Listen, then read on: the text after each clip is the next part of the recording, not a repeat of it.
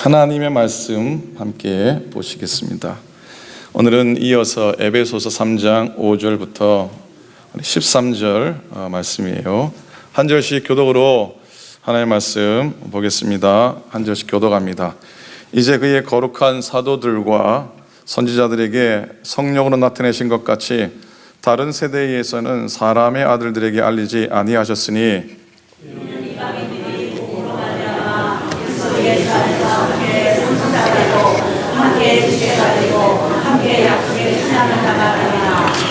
이 복음을 위하여 그의 능력이 역사하시는 대로 내게 주신 하나님의 은혜의 선물을 따라 내가 일꾼이 되었노라.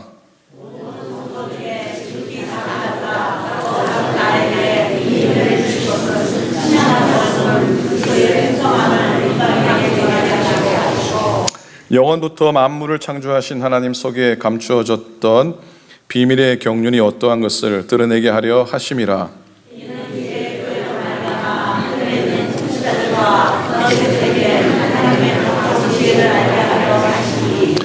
곧 영원부터 우리 주 그리스도 예수 안에서 예정하신 뜻대로 하신 것이라.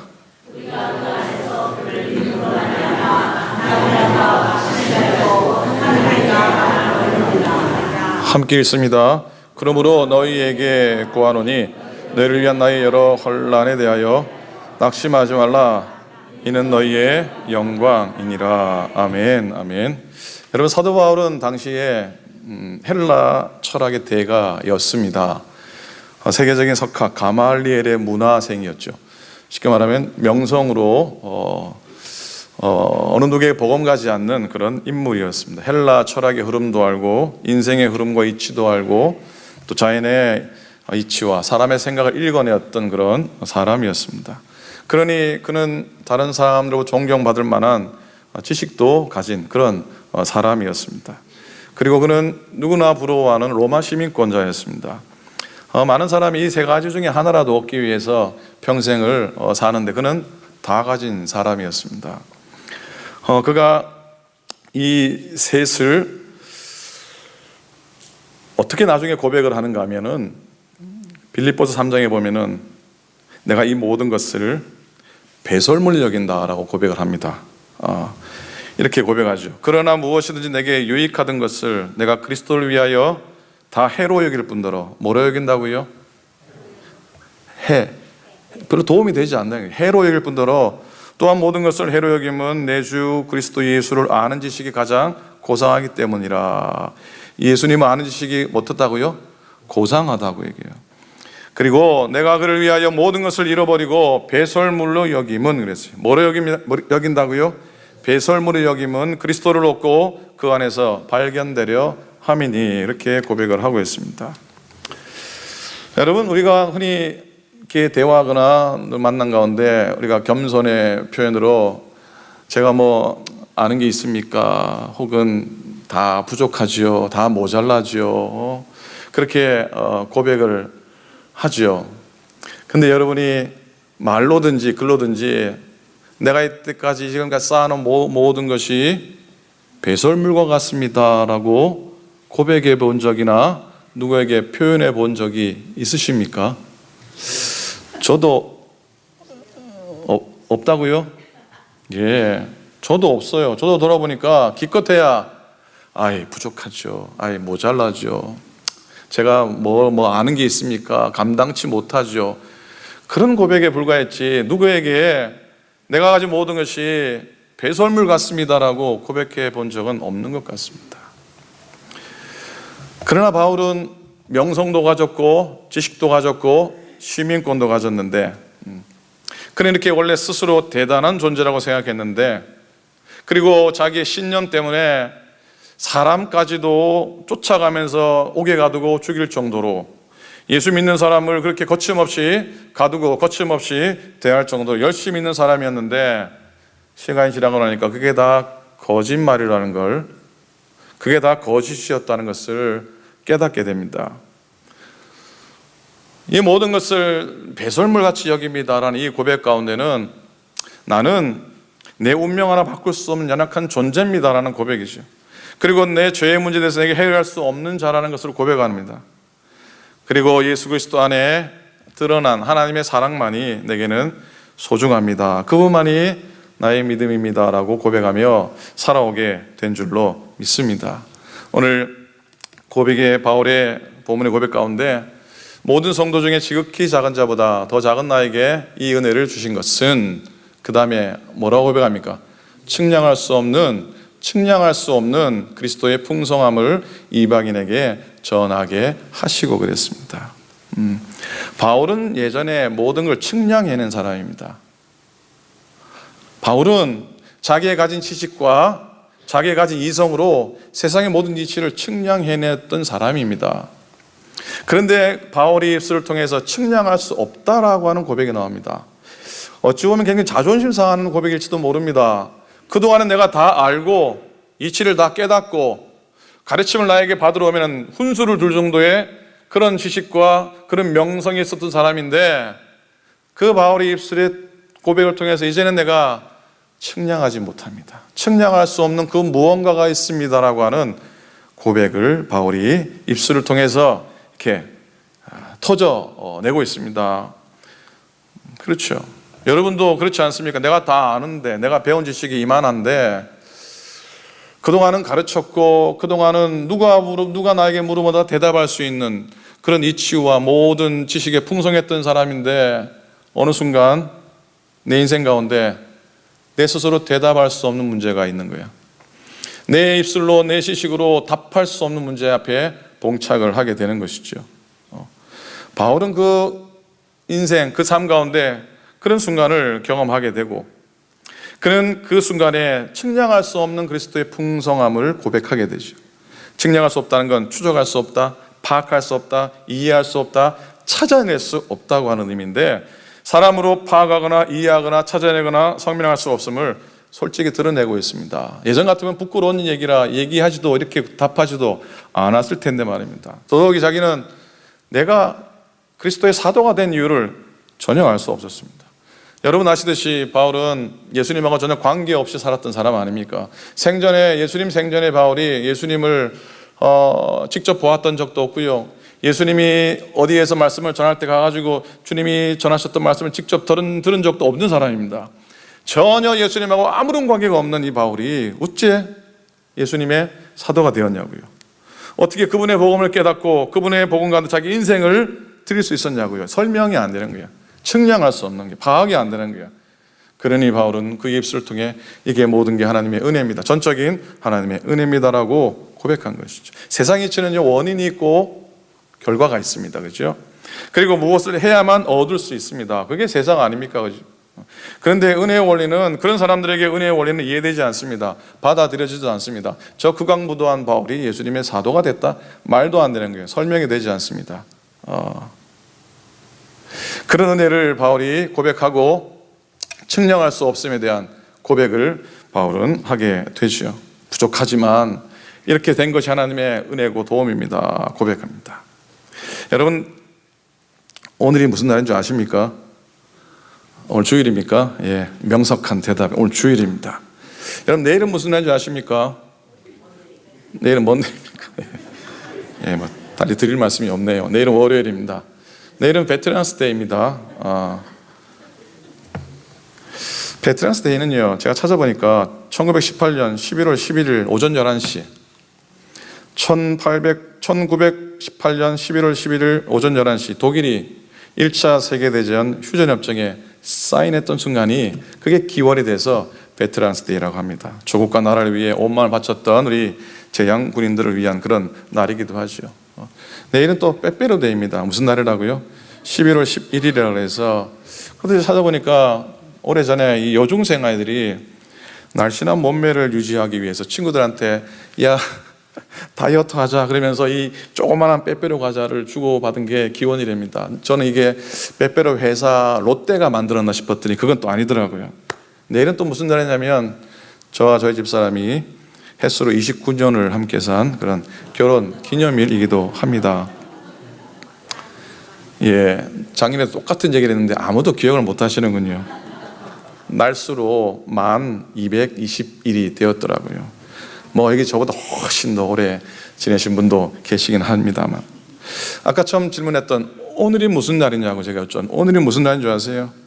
오늘은 제가 오클랜드 교회에 파송받아서 교회와 여러분을 섬긴 지 정확하게 498일이 되는 그런 날입니다.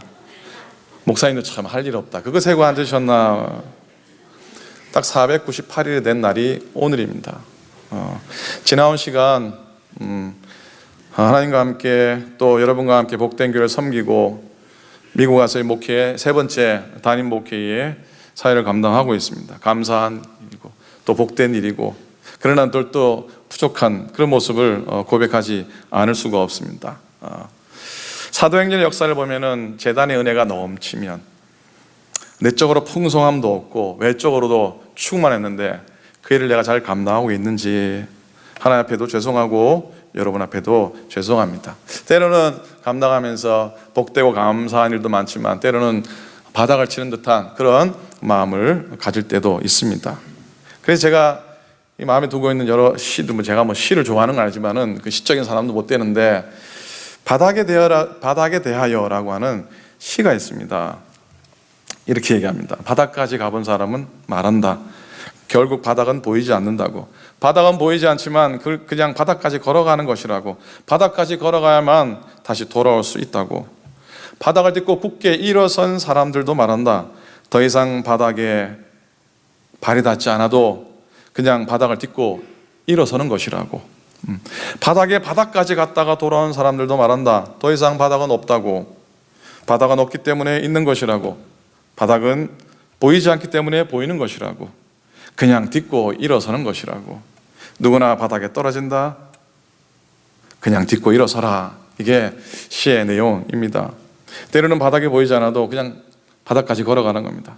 그리고 바닥에 닿지 않아도 그냥 바닥을 밟고 일어서는 겁니다. 누구나 바닥을 경험합니다. 그러나 누구나 딛고 일어설 수 있는 줄로 믿습니다. 바울은 지금 어디 있습니까?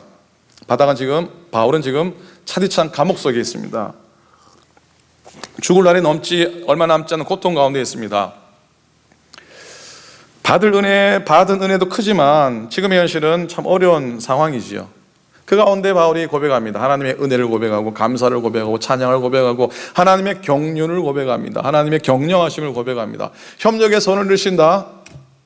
말이 좋지요. 어떤 때는 내 상황 가운데 그런 일이 일어날 수 있을까라고 하는 고백이, 여러분 정말 바울처럼 차디찬 감옥과 같은 삶의 현실 속에 있다면 하나님의 경륜을 고백할 수 있을까요? 원망이 아니라 그렇게 하나님의 경륜을 고백하니까 모든 것이 내게 이롭습니다라고 고백하니까 바울은 그런 상황조차도 모든 것 다 잊어버려도 은혜의 깊이 가운데서 아파하지도 않고 또 후회하지도 않는 바울을 봅니다.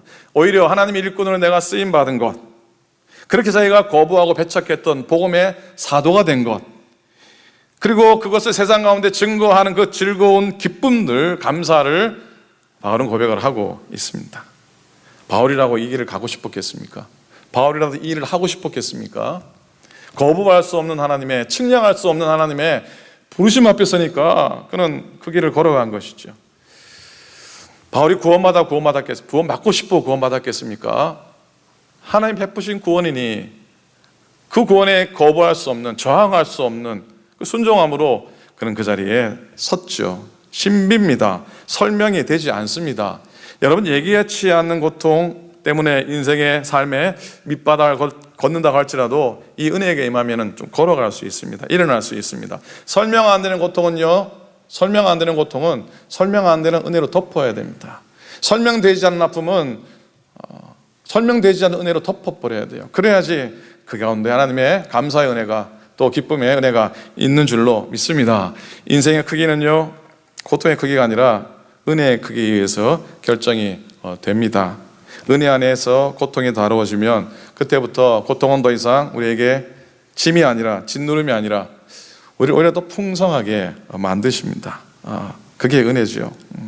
감옥 속의 바울이 자기의 지나온 시간을 쫙 한번 이렇게 돌아보니까 과연 그런 것이죠. 하나님의 경륜하심이 내 삶 속에 있었다는 고백을 하게 됩니다. 경륜이 무슨 의미라고 그랬죠? 집을 관리한다, 집을 운영하다, 뭐 그런 의미의 말씀이라고 그러지 않았습니까? 자, 그 경륜을 헬라말로 뭐라고 했었습니까? 기억이 나십니까? 예, 오늘 기억나시면은 오늘 점심 고등어인데요. 고등어 2마리 드셔도 괜찮습니다. 오이코노미아라 그랬죠. 오이코노미아. 집을 세운다. 집을 관리한다. 자, 한 사람이 가정을 세우고 한 집안을 세우고 일터를 세워 나가듯이 하나님은 당신의 집을 세워 구원의 완성을 이루신다고 했었죠. 세상을 만드시고 뜻을 세워서 인류를 당신의 생명의 길로 인도하시는 하나님의 계획과 하나님의 다스리심이 경륜이라고 그랬죠. 하나님의 경륜의 대원칙이 뭐라 그랬습니까? 하나님의 경영의 원칙이 뭐라 그랬습니까? 로마서 8장 28절 말씀이죠. 함께 있습니다. 우리가 알거니와 하나님을 사랑하는 자 곧 그의 뜻대로 부르심을 입은 자들에게는 모든 것이 합력하여 선을 이루느니라. 아멘, 아멘. 근데 우리는 이 고백을 언제 하냐면 다 풀린 다음에 합니다. 해결된 다음에 합니다. 그렇죠? 어려웠는데 해결되니까 하나님이 협력해 선을 이루셨습니다. 고백하는데 바울은 어찌 보면은 어렵고 힘든 순간에 정말 최고의 고난의 순간에 바울은 이 고백을 하고 있는 것이라 믿습니다. 오늘 말씀을 통해서 바울이 깨달은 바 하나님의 경륜이 무엇인가, 하나님의 경영하심이 무엇인가, 그 고백이 6절 속에 담겨져 있다고 저는 믿는데요. 한번 다 같이 보시는데요. 보십시다. 이는 이방인들이 복음으로 말미암아 그리스도 예수 안에서 첫째는 뭐가 되었고요? 둘째는 뭐가 되었고요? 셋째는 뭐가 되었고요? 여러분, 이 고백이 우리는 만날 들어서 뭐 익히 익숙하기도 하지만은 바울 때의 이 고백은 진짜 놀라운 고백입니다. 진짜 대단한 고백입니다. 멀리 아니라 우리 조선시대만 해도 노예들이 정말 어찌 보면 몸종들이 신분을 극복해서 상속자 말도 안 되죠. 지체 말도 안 되고 약속 더 말도 안 되는 일 아닙니까? 근데 바울은 하나님의 경륜은 예수 그리스도 안에서 이방인들도 유대인과 더불어 동일한 자격으로 복음의 특권을 누리게 되었다고 하는 것이 바울이 감옥 속에서 깨달은 하나님의 이 세상을 향한 구원의 역사를 향한 경륜이었어요. 경영 방침이었어요. 첫 번째는 뭡니까? 함께 뭐가 되는 특권입니까? 함께 뭐가 된다고요? 옛날 개혁 성경에는 후사라고 나옵니다. 후사, 상속자 이미지요. 여러분은 여러분 부모님이나 누구로부터 뭘 상속 받으셨습니까? 저는 저희 아버지로부터 믿음하고 성경책 2권밖에 물려받은 게 없지만 그 물려받음이 혹 보이든지 혹 보이지 않든지 그것이 얼마나 큰 의미로 다가오는지 모릅니다. 많은 걸 물려받아야지 의미가 있는 건 아니죠. 아무것도 손에 보이는 걸 물려받지 않아도 생명보다 귀한 이 세상의 영원한 것들을 물려받은 것이라면 얼마나 귀하고 귀하겠습니까? 그리 믿으십니까? 그리 믿으십니까? 여러분들도 보이는 것보다 보이지 않는 것 많이 물려줄 수 있기를 바랍니다. 이방인들이 그런 상속의 특권을 누리고, 두 번째는 함께 지체가 되는 특권입니다. 이전에는 상상할 수 없었죠. 이방인들이 유대인과 식사를 같이 하는 것도, 같이 어울려 뭘 하는 것도 불가능했습니다. 그러나 이제는 저보로 한 몸이 되어서 예수 그리스도와 또 하나 되는 그런 은혜를 누리게 된 것이죠. 셋째는 뭡니까?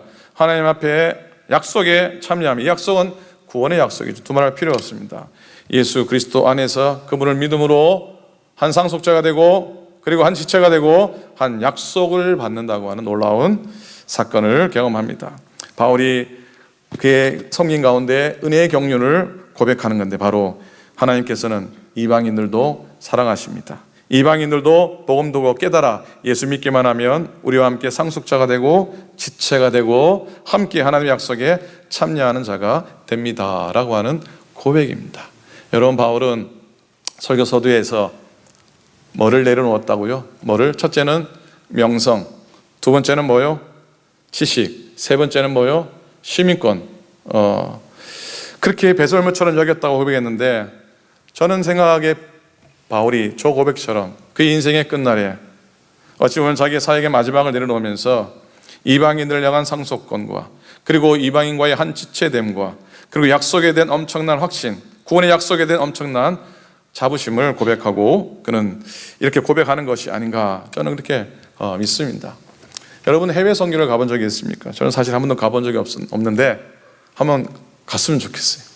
왜 이 말씀 드리냐면 주를 알지 못하는 족속들, 주를 알지 못하는 그런 민족들, 그런 사람들 앞에서 바울이 드렸던 저 고백을 할 수 있다면, 여러분 바울이 사방 천지를 다니면서 이방인들에게 처음 저 말씀을 전했을 때 바울의 마음이 어떠했다고 생각하십니까? 덤덤했을까요? 저에게 잘못하면 돌 맞아서 죽을 수밖에 없고, 저에게 잘못하면 어찌 보면 사회로부터 격리당할 수밖에 없는 상황인데, 바울은 떳떳하게 주를 알지 못하는 사람에게, 복음을 알지 못하는 사람에게 선포합니다. 너희도 예수 믿으면 상속자가 된다는 것이죠. 너희도 예수 믿으면 상속자가 된다는 것이죠. 하늘의 상속자가 되는 것이고, 너희도 예수 믿으면 한 지체가 된다는 것이, 그리스도와 한 몸이 되는 것이고, 너희가 예수 그리스도를 믿으면 구원의 약속에 참여합니다. 여러분, 이 고백을 바울이 처음으로 정말 생전을 알지 못하고 주를 알지 못하는 사람들에게 이 말씀을 전했을 때 바울의 마음이 어떠했겠습니까? 아마 터져나갔을 거라는 생각을 저는 하게 됩니다. 터져나갔을 거라. 바울이 이 복음을 위해서 하나님의 부르심을 받았잖아요. 그의 능력이 역사하시는 대로 내게 주신 하나님의 은혜의 선물을 따라 내가 일꾼이 되었습니다. 모든 성도 중에서 함께 했습니다. 지극히 작은 자보다 더 작은 나에게. 그랬어요. 뭐라고요? 지극히 작은 자보다 더 작은 나에게. 여러분 혹 누군가에게 얘기를 하면서 저는 참 부족합니다, 참 모자랍니다, 작습니다, 이런 고백은 하지만요, 저는 비교급을 쓰면서 얘기하진 않습니다. 나는 여기 있는 모든 사람보다 참 부족하고 더 작습니다 라고 하는 고백은 잘 드리지 않습니다. 자존심이 상합니다. 지극히 작은 자보다 더 작은 나라고 바울은 감히 하나님의 은혜를 생각하면서, 측량할 수 없는 그리스도의 풍성을 생각하면서 고백을 하고 있습니다. 그렇게 자기를 작게 만드셔서 말씀을 전하게 하신 것이죠. 여러분 잘 알듯이 바울의 이름의 의미는 무슨 의미가 있습니까? 바울의 이름의 의미가 무엇입니까? 대답하셔도 괜찮습니다. 다시 묻습니다. 바울의 이름의 뜻이 무엇입니까? 작다는 의미 아닙니까? 한번 따라합니다. 작다. 그러면 사울이라는 원래 이름의 뜻은 무엇입니까? 크다. 그죠? 크다. 바울은 예수 믿기 전에는 자기가 큰 줄 알았어요. 바울은 예수 믿기 전에 자기가 대단한 사람인 줄 알았어요. 근데 예수 믿기 난 다음에는 아무것도 아니에요. 진짜 아무것도 아니에요. 이름 바꾸잖아요. 나는 작은 사람입니다. 그리고 작은 모습으로 살아갈 때 믿음으로 서니까 나를 충성되이 여겨서, 나를 너무 사랑해서 그 가치관으로 내게 이 직분을 주셨는데 그 감사하는 마음으로 내가 오늘도 살아가겠습니다 라고 하는 믿음에 고백을 하지 않습니까? 작은 것이지만 너무 늦지 않게 감당해야 하는 것이죠. 하나님의 감동 주실 때 감당하는 것이죠. 제가 첫 목회로 부산 영광교회, 영광감리교회, 부산 감만동에 첫 목회지 나갑니다. 한번 말씀드린 적도 있는 것 같은데요. 근데 기억 못 하실 겁니다, 아마. 감만동 달동네 반지하 교회, 처음에 조그만한 교회 갔더니 전사님 방을 빼셔야 되겠습니다. 한 달 만에 짐 싸가지고 시장통으로 내려옵니다. 다행히 방앗간 옆에 조그만한 18평짜리 조그만한 상가가 있습니다. 18평은 제가 재보니까 650스퀘어핏이에요. 여러분 웬만한 큰 방만큼도 되지 않는 그런 곳에서 어찌 보면 진짜 첫 목회를 감당하게 됩니다. 좀 너무 좁잖아요. 의자를 둘러도 못 놓고요. 한 줄로 이렇게 대여섯 개 놓으면 꽉 찹니다. 거기서 한 1년 보내다가 조금 아래 시장 입구 쪽으로 40평 1500스퀘어핏이에요. 여기다가 사택을 방 하나 놓고 주방 하나 놓고 유아실 놓고 예배실을 만들고 그곳에서 목회를 합니다. 4층짜리 건물이었는데 그래도 교회가 옮겼으니 교회를 알려야 되지 않겠냐고 옥상에다가 십자가 네온 사인, 여러분 잘 아시는 그 유명한 빨간 십자가에 그 앵글로 만든 교회 간판 또 십자가 사인을 매달자고 기도하자고 헌금하자고 그랬습니다. 그때 저희 교회 박경량 집사님이라고 계셨습니다. 아들이 둘이 있었는데 큰아들은 몸이 좀 아팠습니다. 수두증이라고 아시는지 모르겠습니다. 머리에 물이 고여서 물이 빠지지 않는 그런 병, 이상적으로 비상적으로 머리가 큽니다. 뇌로부터 위장까지 튜브를 달아야 되는 그런 질병입니다. 그 병 때문에 후유증으로 오른손도 제대로 쓰지 못하는 큰아들을 한 손으로 우겨잡고, 그리고 둘째는 등에다가 짊어지고, 그분의 미소는 잊을 수가 없습니다. 밝게 맑게 열심히 섬겼습니다. 어느 날 재정 보시는 권사님이 봉투를 하나 가지고 왔는데 그 집사님이 쌍가락질을 드렸습니다. 십자가 세우는데 쓰여졌으면 합니다라는 마음입니다. 쌍가락지니까 특별한 의미가 있지 않습니까? 넉넉한 집안도 아닌데 돌려드리고 싶었는데 하나님께 바친 겁니다. 사실 그 드린 집사님의 마음은 더없이 기쁠 거 아니에요. 우리는 부담스럽고 우리는 죄송하지만 그 집사님은 그 귀한 것을, 의미 있는 것을 바칠 적에야 감격스러운 마음이 없이는 어떻게 그걸 드릴 수 있었겠습니까? 하나님 사랑하고 교회를 사랑하니 그 쌍가락지를 드리게 된 것이죠. 그것이 시드머니가 돼서 교회 4층 건물 옥상에 네온사인 십자가 시뻘건, 아시죠? 한국에 그렇게 많던 새빨간 십자가 옆에 영광교회라고 사면으로 둘러서 교회 간판을 세웠던 기억이 벌써 28년, 9년 전이네요. 첫 목회 총각전사의 경험이니 평생 잊을 수 없는 귀한 섬김이었고 그분의 이름을 평생 잊지 못하는 것이죠. 여러분, 바울이 복음 증거하다가 감옥 속에 오늘 갇혀 있습니다. 그런 환경 속에서 에베소 교회 성도들 향해서 내가 지금 받고 있는 환난이나 고통에 대해서 낙심하지 말라고 얘기하고 있습니다. 그러면서 바울이 하는 고백이, 여러분, 바울이 수년 동안 그렇게 오지를 험지를 다니면서 복음을 전하는 고통을 받고 때로는 생명의 위협을 당하고 했는데 바울은 그 모든 일이 하나님이 내게 주신 영광입니다라고 고백하지 않습니다. 사실 그 모든 어려움들이 나의 영광입니다 고백해도 나쁘지 않아요, 그죠? 나의 영광입니다 고백해도 그렇게 틀린 얘기는 아닌데 바울은 이 모든 것이 누구의 영광이라고요? 누구의 영광이라고요? 너희의 영광이라고 얘기하고 있습니다. 그렇죠. 우리가 흔히 제가 고생해서 귀한 일을 했는데 하나님 내게 주신 영광입니다 여기에도 여러분 저를 향해 욕하실 겁니까? 아니잖아요.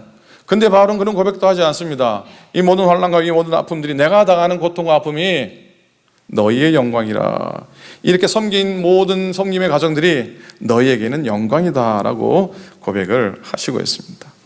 복음 전하다가 옥에 갇힌 이 성도들의 영광이라고 얘기합니다. 자기가 평생 섬기며 달려온 그 길이 성도들의 영광이라고 고백을 하고 있습니다. 궁극적으로 하나님을 위하는 일, 하나님께 영광입니다라는 고백인 줄로 믿습니다.